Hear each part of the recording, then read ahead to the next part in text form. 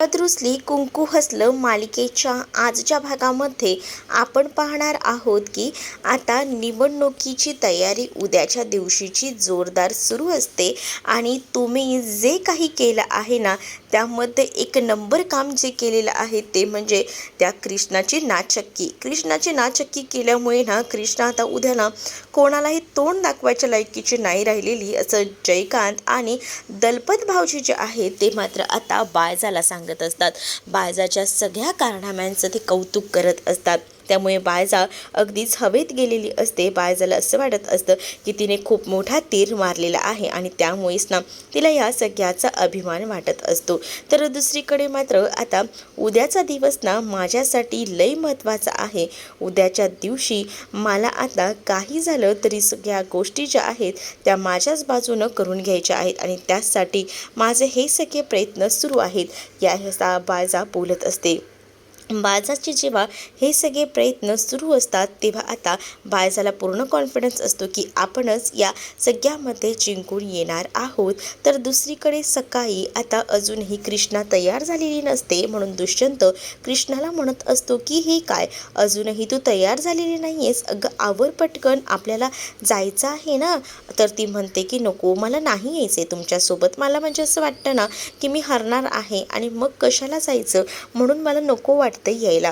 पण आता तो समजावतो आणि म्हणतो की नको इतका विचार करूस आणि नको इतकी हायपर होऊस, मला माहिती आहे की तूच ही निवडणूक जिंकणार आहेस आणि घरात बसून कसं चालणार आहे, जा पटकन आवर छान तयार हो आपल्याला जायचे। ती साडी काढून ठेवली आहे ना तीच साडी नेसायची आणि यायचं असंही आता तो तिला म्हणत असतानाच ती त्याला सांगत असते की नको ना, पण आता ती काही ऐकायला तयार नसते। तिचा निर्धार पक्का असतो की तिला यायचं नसतं, पण दुष्यंत सुद्धा तेवढा तिला फोर्सफुली सांगत असतो की तुला यावंच लागेल आणि आपल्याला जायचं आहे, बघ लवकरात लवकर काय तो विचार कर असं बोलूनच ना आता ती त्याला सांगत असते। आणि तेव्हाच ना दुसरीकडे आता पाहायला मिळत असतं की दुष्यंतने अक्षरशः साडीसुद्धा इथे असणाऱ्या कृष्णाच्या हातात दिलेली असते आणि कृष्णाला सांगितलेलं असतं की साडी घ्यायची आणि ही साडी नेसून पटकन बाहेर यायचं आणि मला दाखवायचं। मग आता कृष्णाचा नाईलाज होतो, कृष्णाला ती साडी नेसायला जावंच लागणार असतं। दुष्यंत आता कृष्णाची वाट बघत असतो तर दुसरीकडे अढळराव जे आहे ते फोनवर बोलत असतात। ते आता सांगत असतात की कितीही कोणी काही करायचा प्रयत्न केला तरी नेहमी विजय हा सत्याचाच होतो आणि इथे सुद्धा तसंच होणार आहे। आता कोणीही कितीही प्रयत्न करू द्या पण सगळेच हरणार आहेत हे देखील आता या अढळरावांच्या बोलण्यातून स्पष्ट आणि सरळ दिसत असतं आणि त्यामुळेच ना ते फोनवर बोलत असताना ते सरळ सांगत असतात। तर दुसरीकडे मात्र आता जयकांतच्या समोरच एक मोठा असा गिफ्ट रॅप केलेला पेपर आणून ठेवलेला असतो आणि ती फोटो फ्रेम असते खरं तर। आणि आता जेव्हा ही फोटो फ्रेम आणली जाते ना तेव्हा मात्र अढळराव तर पाहतच राहतात की नेमकं आहे तरी काय ह्याच्यामध्ये। जयकांतलाही माहिती नसतं पण हे सगळं ना इथे असणाऱ्या या बायजानंच आणायला सांगितलेलं असतं। बायजा आता म्हणत असते की तुम्हासनी बघायचं आहे का ह्यात काय आहे, थांबा दाखवते, आणि असं बोलून आता त्याच्यावर जो गिफ्ट रॅप केलेला पेपर असतो तो काढायला ती सांगते। आणि मग तो एवढा मोठा फोटो बघूनच ना जयकांत म्हणतो की कसला भारी फोटो आहे काकी साहेब, मग हा फोटो असा का आणलाय तुम्ही बनवून। मग आता ती म्हणत असते की हा फोटो यासाठी आणलाय, अरे आता निवडणूक मी जिंकली की पंचायतीमध्ये हाच लावायचा, कसं आता हा फोटो ना बरीच वर्ष झाले तरी हलणार नाही आहे, तो फोटो तिथेच राहणार आहे कारण दरवर्षी निवडणूक मीच जिंकून येणार आहे असं देखील आता ती म्हणत असते। आता दर 5 वर्षांनी मीच आहे इकडची सरपंच, आणि असं बोलून ती आता मुद्दामूनच स्वतःचे हक्क अधिकार गाजवून दाखवत असते। हे सगळं मुद्दामून तिचं अढळरावांच्या समोर सुरू असतं। पण आता अढळराव म्हणत असतात की लोकांना किती कॉन्फिडन्स असतो ना तो सुद्धा ओव्हर कॉन्फिडन्स, म्हणजे तुम्हाला असं वाटत असेल की तुम्हीच हे सगळं जिंकणार आहात तर हा तुमचा भ्रम आहे, कारण विजय हा नेहमी सत्याचा होतो आणि मला माहिती आहे की या निवडणुकीत कृष्णा जिंकणार आहे। अढळरावांनी स्पष्ट वक्तव्य करत आपली बाजू जी आहे ती मांडलेली असते। आणि जेव्हा आता ते हे सगळं काही बोलून जातात ना, तेव्हा मात्र आता इकडे बायजा म्हणत असते की मलासुद्धा बघायचं आहे की तुमची सून जिंकते की मी जिंकते ते, कारण मलाही या सगळ्या गोष्टी बघण्यात ना खूपच आवड आहे. जर कृष्णा जिंकली ना तर मी माझ्या स्वतःच्या हाताने तिच्या गालाला गुलाल लावेन. आणि जर मी जिंकले ना तर मी तुमच्या गालाला काळा रंग लावणार आहे, तुमचं तोंड पूर्ण काळं करून टाकणार आहे, असंही आता ती म्हणत असते. आणि जेव्हा हे सगळं काही ती म्हणते ना तेव्हा मात्र आता इकडे अढळरावांना हसूच येतं. अढळराव म्हणतात की बघूया, वेळ आल्यावर सगळ्याच गोष्टी समोर आहेत, सगळ्याच गोष्टी कळतील, त्यात काही वाद नाही आणि कुठेही कोण जात नाही आहे, मीही इथेच आहे आणि तूसुद्धा. तर दुसरीकडे आता पाहायला मिळत असतं की इकडे आता खूप छान तयार होऊन कृष्णा बाहेर आलेली असते आणि कृष्णाला बाहेर आलेलं बघून दुष्यंत म्हणत असतो की मस्तच दिसते, एकदम कमाल दिसतेस बघ. आता कसं, आता वाटतंय ना की आपण आता बाहेर मतमोजणीसाठी जाणार आहोत, पण तरीसुद्धा ना यामध्ये काहीतरी कमी वाटते. पण दुसरीकडे आता कृष्णा म्हणत असते की हे सगळं ना मी तुमच्यासाठी केले, फक्त तुम्ही म्हटलं आहात ना म्हणून, नाहीतर ना मला या सगळ्यामध्ये कोणताही इंटरेस्ट नाहीच होता, असंही आता ती म्हणू लागते. आणि त्याच वेळेला आता इकडे मात्र दुष्यंत म्हणत असतो की तू खूप गोड दिसतेस आणि थांब, आपण ना ह्यामध्ये काहीतरी अपुरं आहे ते पूर्ण करूया. मग आता तो म्हणत असतो की आपण ना तुला छान फेटा बांधून देऊया. कृष्णा म्हणत असते की नकोच ना, काहीच गरज नाही या सगळ्याची.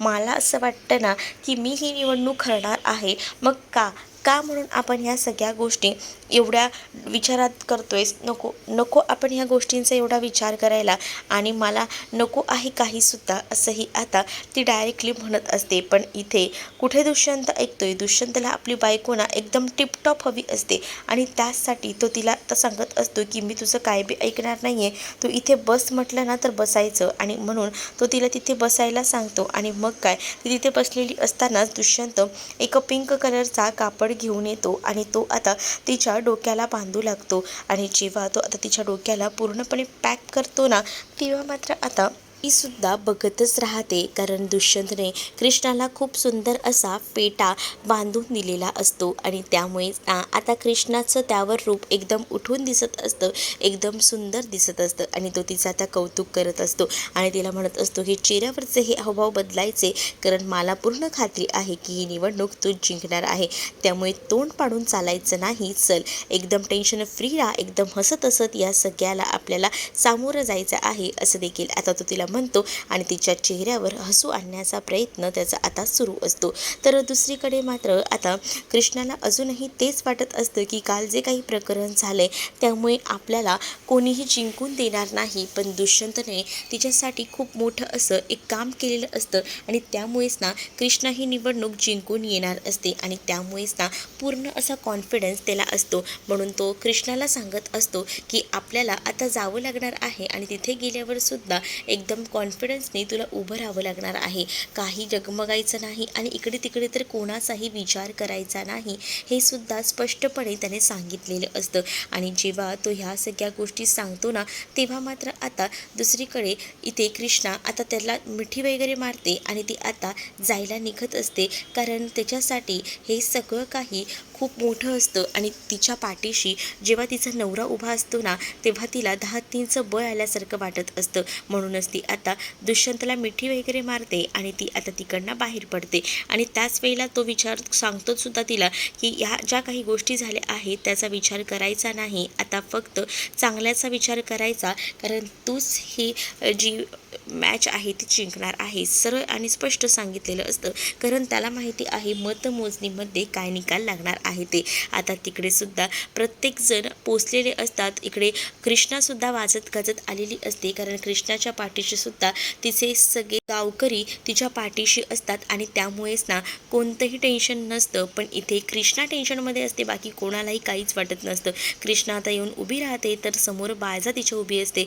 बायजाकडे बघूनच ना तिला आता टेन्शन आलेलं असतं, कारण बायजाने जे कृत्य केलेलं असतं आणि त्यामुळेच ना तिला आता गावातल्या कोणालाही तोंड दाखवायच्यासाठी जागा उरलेली नसते. पुढे मात्र आता बाळजाच्या चेहऱ्यावर खूप जास्त आनंद असतो, कारण बाळजा अगदीच ऐटीत आलेली असते आणि तिला माहिती असतं की विजयाचा महामेरू मीच रोवणार आहे, असं काहीसं फिलिंग तिच्या चेहऱ्यावर असतं, ॲटिट्यूड असतो आणि त्यामुळेच ना ती आता तिथे जाऊन उभी राहते आणि ती आता कृष्णाकडे बघत असते. मात्र कृष्णाचं तोंड पडलेलं असतं.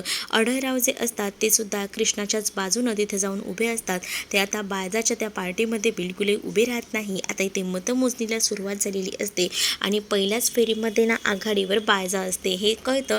तसं आता बाळजाकडची लोकं ना आता ढोल वगैरे वाजवून नाचायला लागतात आणि त्यामुळेच ना आता इकडे मात्र जी कृष्णा असते ती मात्र नाराज असते. कृष्णाला निकाल माहिती असतो की आपल्याबाबत काय होणार आहे, त्यामुळेच ना आता कृष्णा थोडीशी अशी नाराज झालेली असते आणि ती विचार करत असते. पण दुसरीकडे मात्र आता या मैनावतीचं बरोबर लक्ष असतं. मैनावती म्हणत असते की बघितलं का कृष्णाच्या चेहऱ्यावर कसे 12 वाजलेले आहेत. तिला आता माहीत नाही आहे की वहिनींचा विजय होणार आहे, म्हणूनच तिच्या चेहऱ्यावर ते 12 वाजलेले आहेत, असं तर मैना दलपतला सांगत असते. आता दुसरीकडे सुद्धा पुन्हा एकदा निकाल लागत असतो, म्हणजे कोण आघाडीवर आहे हे सुद्धा आता सांगण्यात येतं आणि तेव्हा पुन्हा एकदा दुसऱ्यांदा सुद्धा बाळजाच आघाडीवर आहे ही घोषणा होते.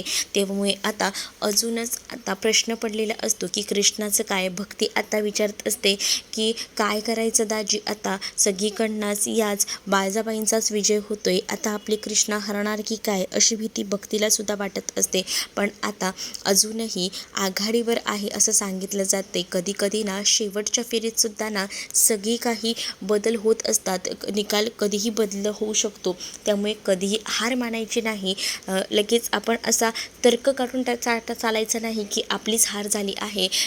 ऐन वेळेला सुद्धा निकाल बदलू शकतो, हेही आता इकडे आढळराव सांगत असतात. पण इकडे कृष्णासुद्धा जात असते. कृष्णा जाताना दुष्यंत तिला थांबवतो आणि म्हणतो की हे सगळं थांबव कृष्णा, अजूनही निकाल व्हायचा बाकी आहे. निकाल लागल्यानंतर तुझा काही निर्णय असेल तर ठीक आहे, पण आत्ता तू इथे थांबायचा आहेस. त्या 2 फेऱ्यांमध्ये त्या आघाडीवर आहेत याचा अर्थ त्या जिंकल्या आहेत असं होत नाही आहे. फक्त आघाडीवर आहे असं सांगितले. शेवटची फेरी अजून बाकी आहे. आढळराव देखील कृष्णाला चांगल्या भाषेतच समजवतात आणि आम्हाला पूर्णपणे खात्री आहे की तूच ह्याच्यामध्ये जिंकून येणार आहेस, त्यामुळे तू इथेच थांब आणि तुलाही चांगलंच माहिती आहे की नेहमी सत्याचाच विजय होत असतो, त्यामुळे कुठंही जायचं नाही पोरी, इथंच थांबायचं आहे आणि निकाल ऐकायचा आहे, असं देखील आढळराव तिच्यासोबत उभं राहून तिला आता बोलत असतात. आढळरावांनी आणि दुष्यंतने तिला असा पाठिंबा दिलेला असतो ना, त्यामुळे ती आता तिथेच उभी राहते आणि ती आता ह्या सगळ्यांचं बोलणं ऐकून घेत असते. मग आता घोषणा होऊ लागलेली असते की आता आपला फायनल अंतिम निकाल आता सगळ्यांच्या समोर येणार आहे. इकडे आता दुष्यंत आणि कृष्णाने एकमेकांचा हात आपल्या हातात धरलेला असतो, कारण आता शेवटचं जे काही भाषण आहे, म्हणजे शेवटचं जे काही सांगणार आहे ते सांगण्यात येणार असतं आणि त्यामुळेच ना आता ह्या गोष्टी जेव्हा सांगण्यात येतात तेव्हा मात्र आता इकडे बाळजा जी आहे ती खूप जास्त खुश असते, कारण तिला असं वाटत असते की चला आता आपलंच नाव घेतलं जाणार आहे. मग आता इथे बोलत असताना सांगितलं जातं की मिसेस रांगणे पाटील असा फक्त उल्लेख तिथे केला जातो. एवढ्या वेळेला जेव्हा उल्लेख केला जात होता तेव्हा मात्र उल्लेख करताना बाळजाबाई असा केला जात होता, पण आता मिसेस रांगणे पाटील बोलल्यावर इकडे विजयाचा महामेरू बाळजानंच पेरला आहे असं वाटतं आणि सगळीच जणं बाळजाच्या नावाने नाचू लागतात. पण तेव्हाच ना आता घोषणा करणारा माणूस सांगू लागतो की 1 मिनिट थांबा थांबा, काहीतरी चूक झाली आहे आणि असं बोलून आता कृष्णा दुष्यंत रांगणे पाटील या जिंकल्या आहेत, 200 मतांनी विजयी झाले आहेत हे सांगितलं जातं. त्याबरोबर आता कृष्णाला ती घोषणा ऐकून स्वतःच्याच कानावर विश्वास बसत नसतो. ती विचार करते आणि म्हणते की हे माझं नाव घेतलं गेलेलं आहे, मी सरपंच झाली आहे, असं ती दुष्यंतला विचारत असते. दुष्यंत म्हणत असतो की हो हो कृष्णा, तूच सरपंच झालेली आहे, तुला मी म्हटलं होतं ना की तूच जिंकणार आहेस म्हणून, आणि बघितलंस तुझ्या समोर निकाल आहे. मग आता कृष्णाच्या डोळ्यामध्ये आनंदाश्रू आलेले असतात आणि ते आता आनंदाश्रू जेव्हा तिच्या डोळ्यात येतात तेव्हा मात्र आता तिला सावरायला तिच्या जोडीला आता दुष्यंत असतो. दुष्यंत तिला मिठी वगैरे मारतो आणि तिच्यासोबत हा आनंद साजरा करत असतो. पण दुसरीकडे आता मोठा प्रश्न मैनावतीला पडलेला असतो. मैनावती दलपतला म्हणते की हे असं कसं झालं, खरंच मी ऐकलंय ते बरोबर आहे का? मग दलपतसुद्धा म्हणतो की मलाही तेच ऐकायला आलंय, माझाही माझ्या कानांवर विश्वास नाही आहे. मग आता मैनावती जोरात ना दलपतला चिमटा काढते तेव्हा दलपत ओरडतो, अगं दुखलं ना? मग हे सत्यच आहे, खरंच आपल्याला हेच ऐकायला भेटलेलं आहे असं देखील आता म्हटलं जातं. आता कृष्णा खूप जास्त कन्फ्यूज असते, कारण काल रात्रीपर्यंत जे काही गावातल्या लोकांना आपल्याबद्दल वाटत होतं त्यावरून ते जिंकेल असा तिला काही कॉन्फिडन्स नव्हता. पण आता तिची जी काही जिद्द झालेली असते ती बघून तिला हा प्रश्न पडलेला असतो. तर बबने आता आपल्या मोबाईलमधला तो व्हिडिओ दाखवू लागतो, ज्या व्हिडिओमध्ये दुष्यंतने अगदीच कळकळीची विनंती गावकऱ्यांसमोर केलेली होती. गावकऱ्यांना म्हटलेलं होतं की तुम्ही माझ्या बायकोच्या पाठीशी उभी राहा, कारण माझ्या बायकोनं आतापर्यंत या गावातल्यांसाठी खूप काही केलं आहे. जर तुम्हाला अजूनही असंच वाटत असेल की या सगळ्यात माझ्या बायकोची चूक आहे तर ठीक आहे, मी तिला सरळ सांगेन की ह्या निवडणुकीला उभं राहायचीही गरज नाही, आम्ही लास्टच्या फेरीलासुद्धा माघार घेऊ शकतो. आणि मुळात आहे ना, जर उद्या कृष्णा हरली तर मी कृष्णाला घेऊन इकडनं कायमचा मुंबईला निघून जाणार आणि आम्ही आमचं जे काही संसार आहे तो पुढे चालवणार. कारण आम्हालासुद्धा आमचा विचार असतो, आम्हालाही आमच्या काही गोष्टी आमच्या पद्धतीने हाताळाव्या लागतात. त्यामुळे मी ना जास्त वेळ इथे काही तिला ठेवू शकणार नाही, हे सुद्धा त्या ह्याच्यामध्ये त्यांनी सांगितलेलं असतं. कारण त्यामध्ये त्यांनी एक स्पष्ट हे सुद्धा म्हटलेलं असतं की समरसोबत तिचं जे काही नातं आहे ते स्पष्ट आहे, कारण ती माझ्यासमोरही त्याला भेटते. त्यांच्यामध्ये तसं तुम्ही समजता तसं काहीसुद्धा नाही आहे. आणि राहिला प्रश्न की ते दोघंही जण मिळून बाळजाच्या विरोधात पुरावेच गोळा करत असतात, तुमच्याच हिताचा विचार करतात आणि तुम्ही लोक हे सगळं काय करताय, तुम्हाला तरी ह्या गोष्टी कळतायत का? आणि असं बोलून असता माझा नवरा म्हणून माझ्या बायकोवर विश्वास आहे, आणि जर बघा तुमचा या सगळ्यामध्ये विश्वास नसेल तर तुमचं तुम्ही ठरवा, असंही आता म्हटलं जातं. दुष्यंतचा हा व्हिडिओ कृष्णा बघते ना, तेव्हा मात्र आता कृष्णाला खूप मोठा धक्का बसतो. म्हणजेच आता ती विचार करू लागते की एवढा सगळा काही खटाटोप ह्यांनी माझ्यासाठी केला, केवढं माझ्यासाठी काय काय गोष्टी केल्या आहेत. खरंच ना, ह्या व्हिडिओ बघून ना अक्षरशः कृष्णाच्या डोळ्यामध्ये पाणी येतं.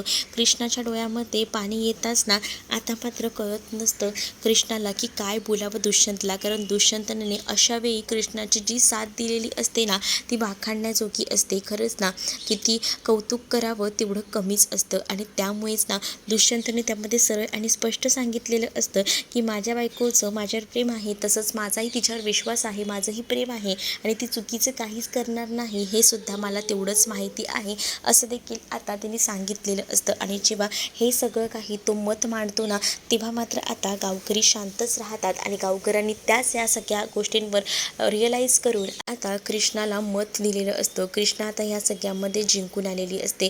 कृष्णा आता ह्या सगळ्यामध्ये जेव्हा जिंकून येते तेव्हा आता कृष्णाला हा व्हिडिओ दिसतो आणि त्यामुळे कृष्णा जी आहे ती आता भारावून जाते आणि मग कृष्णा खूप जास्त रडू लागते आणि दुष्यंतला जाऊन ती आता मिठी वगैरे मारू लागते.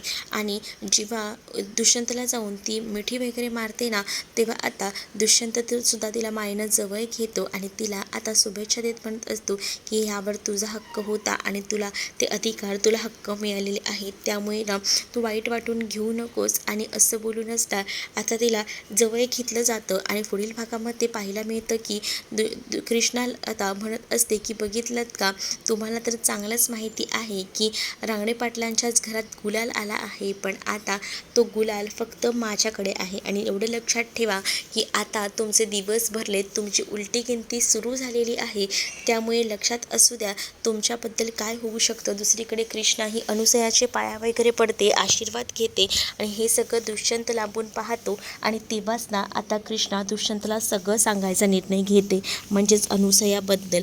आणि मग जेव्हा आता कृष्ण दुष्यंतला सगळं सांगेल तेव्हा दुष्यंत हे सगळं कसं ॲक्सेप्ट करेल हे पुढील भागामध्येच आपल्याला पाहायला मिळेल. तुम्ही जर आपल्या चॅनलवर नवीन असाल तर चॅनलला नक्की सबस्क्राईब करा. चला तर मग भेटूया पुढच्या भागामध्ये. तोपर्यंत टाटा.